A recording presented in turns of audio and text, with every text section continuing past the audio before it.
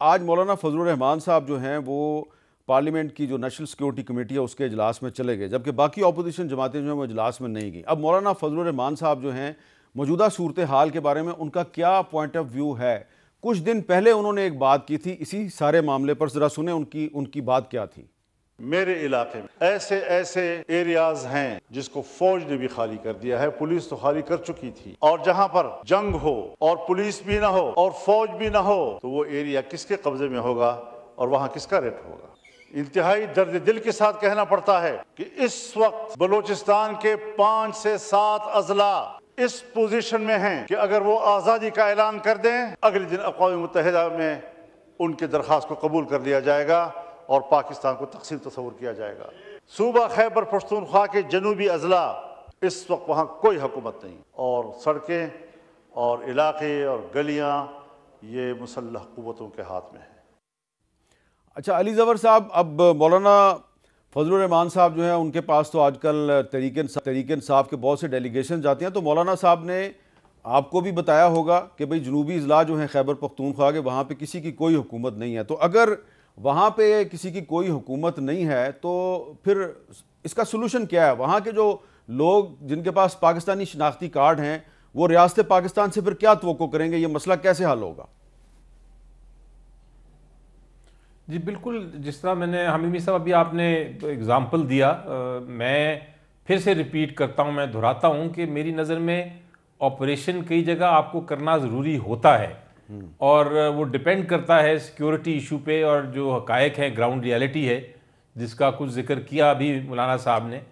اور بھی بڑے اس میں ایسی چیزیں ہیں جو شاید ہم ان کیمرہ ہی صرف بات کر سکتے ہیں جن کے اوپر، تو کئی جگہ آپریشن کرنا ضروری ہوتا ہے، لیکن جس طرح آپ نے درست فرمایا کہ یہ الٹیمیٹ حل صرف آپریشن نہیں ہوتا۔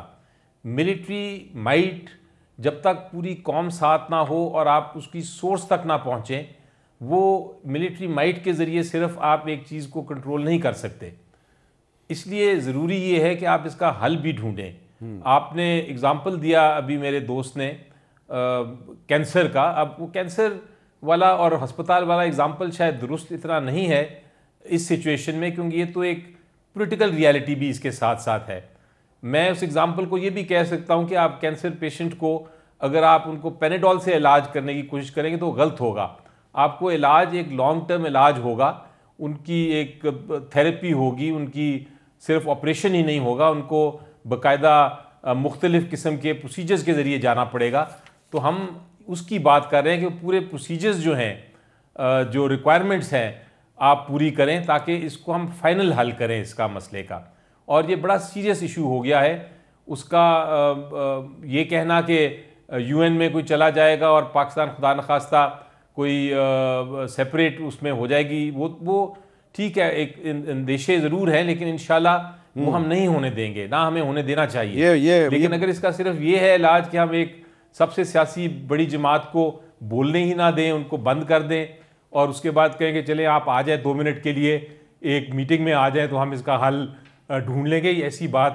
پھر درست نہیں ہے۔ یہ پھر اس کا مطلب آپ معنی خیز جو ہے مذاکرات نہیں کر رہے۔ بہت بہت شکریہ علی ظفر صاحب، ڈاکٹر مصدق ملک صاحب، بہت بہت شکریہ۔ آج نیشنل سیکیورٹی کمیٹی کے اجلاس میں تحریک انصاف نہیں آئی، سنی اتحاد کونسل نہیں آئی، مجلس وحدت المسلمین نہیں آئی، پختونخوا ملی عوامی پارٹی نہیں آئی،